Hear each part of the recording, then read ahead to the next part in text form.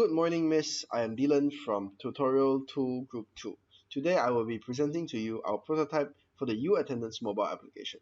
I will first go through the students' functions. Students are required to press the Click Here link to navigate to the registration page to create an account.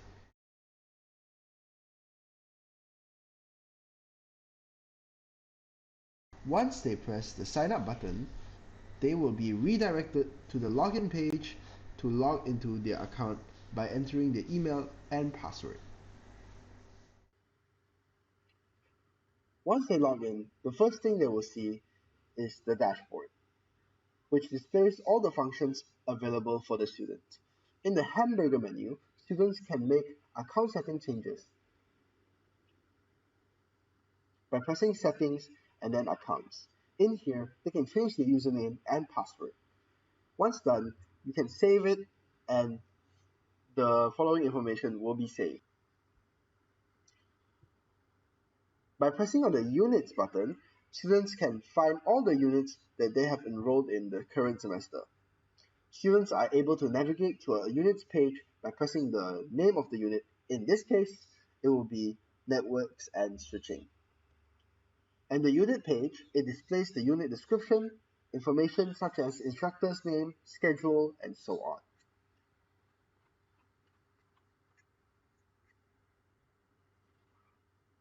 Besides that, students can also manage their units by pressing on the pencil button. Here, students can remove a unit by unfavoriting it. For instance, I would like to remove IoT programming from my current units. Once it is removed, when you go back, you won't see IoT programming in current units anymore. Next, let me show you the registration page. The registration page already has the current course you are enrolled in. So by pressing on the course that you have enrolled in, you can register for any unit you want for that SEM. Let's say you want object-oriented programming. Press select class slot and register to a class that does not clash with any of your other classes. So once you press the register button, the green tick will happen to appear on object-oriented programming. Once this is done, press confirm register to register your units. Here, you can view your timetable, but I will go through that later on. For now, let's head back to the dashboard. Next up is the attendance page. Students have the option to scan a QR code or view their attendance for this week. So students can open the QR code scanner by pressing Scan QR Code.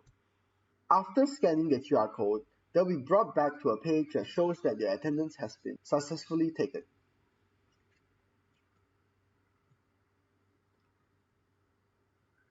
Next is the View My Attendance page. In this page, students can see if they were present or absent in their classes for the entire week. Next up is the Health section. So in the Health section, their students can fill up their health declaration form or upload their COVID test results. I will explain how to upload your test results first.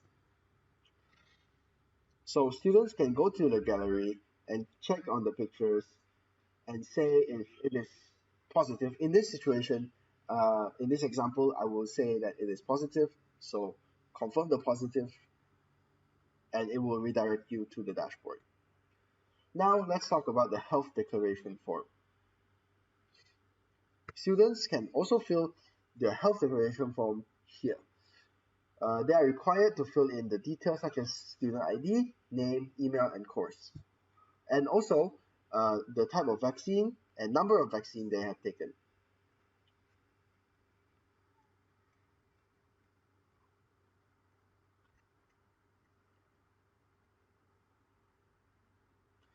Once this is done, press the submit button and this health declaration form will be submitted. And you will be redirected back to the dashboard. Next, students can make consultation requests here. They need to first select the lecturer or tutor they have to have a consultation with.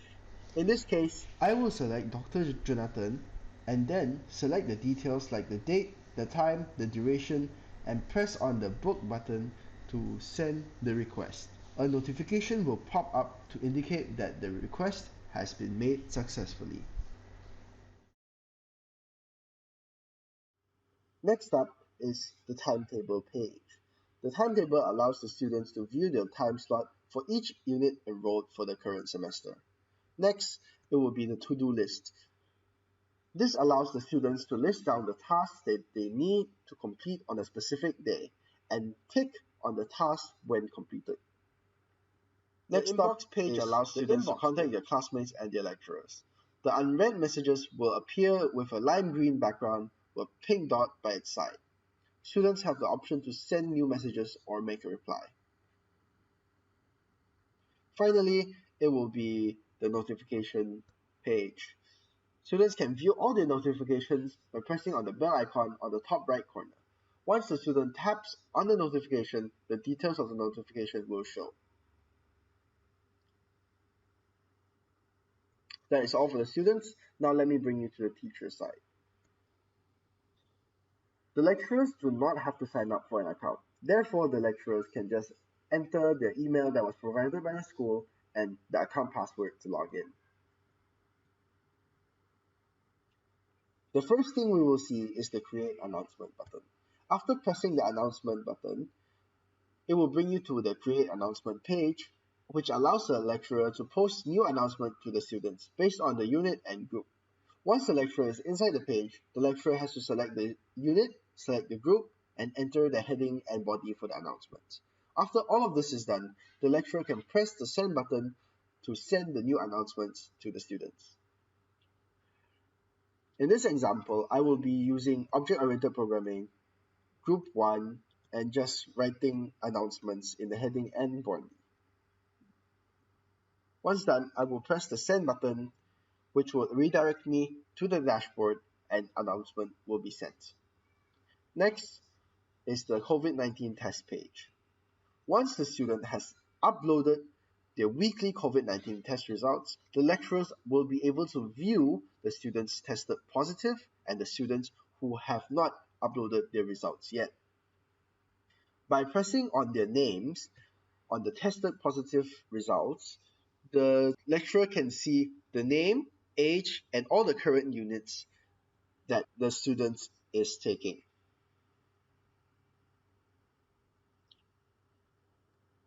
Next is the attendance page. Once you click into the attendance page, a drop-down menu will be provided, which allows the lecturers to select the units they want to view the attendance for. Let's say Object-Oriented Programming. We are going to go to the lectures and we are going to go to week 1. In here, the lecturer can download the attendance by pressing the download button provided. A pop-up notification will appear which indicates that the attendance has been downloaded successfully. The download attendance function will benefit the lecturer as the lecturer can directly upload the attendance name list to another platform after downloading the attendance. So now I will continue to the unit allocation page. Let's say the lecturer teaches a new unit this semester, for example, network and switching. The lecturer can add network and switching by clicking the plus icon on the network and switching, which will make it appear in the current unit section. After that, the lecturer can edit the information/description of network and switching by pressing the pencil icon. Then, it will lead the lecturer to the Edit Unit page. After the changes were made, the lecturer has to press the Save button and a pop-up notification will appear which indicates that the changes were made successfully. Next, we will continue to the class pages. The lecturer can manage a class such as Object-Oriented Programming by pressing the icon button. After pressing the pencil icon, it will lead you to Manage Classes page where they can edit pre-existing classes or create new classes by using the plus button on the bottom right corner of the page. Now, we will look at pre-existing classes. The lecturer can control the capacity of the classes by increasing or decreasing the class capacity. For example, the lecturer can increase the capacity of the lecture class by object-oriented programming to 60 by using the plus sign until it reaches 60.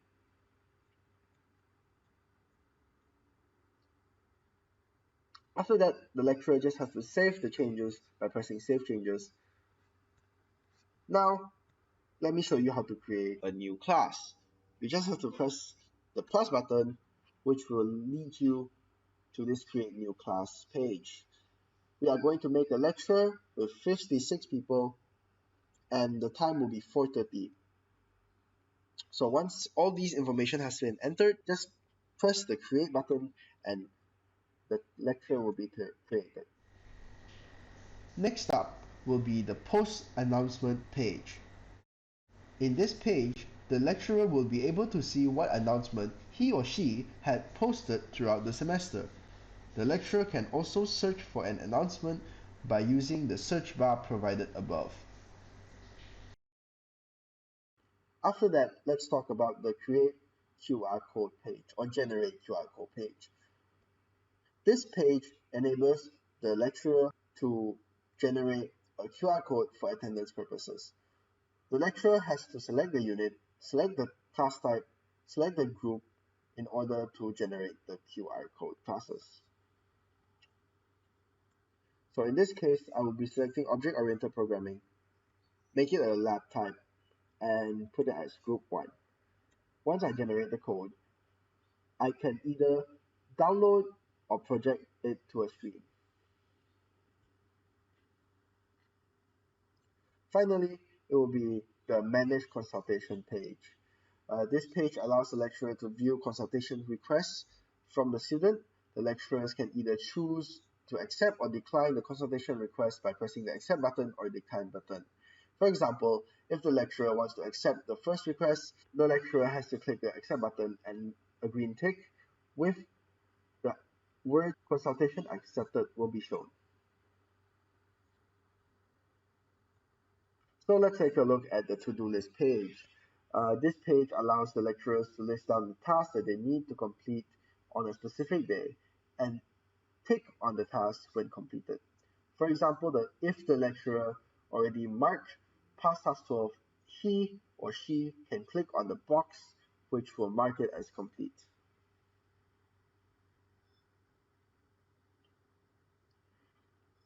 Now we are going to look at the inbox page. This page allows the lecturer to contact their students and their colleagues. The unread messages will appear in lime green with a pink dot next to it. Lecturers have the option to send new messages or make a reply.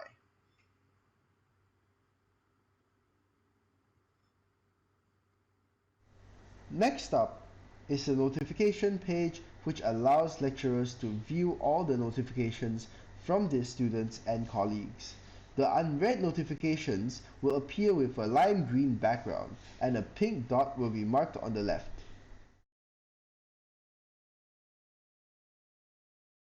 Once a lecturer taps on the notification, the details of the notification will be shown. The lecturer can also search for notifications by using the search bar provided above. Lastly, the lecturer can change the account settings by going into Settings and going to Account, and then in here they can change their username and password. That is all from us. Thank you for your attention.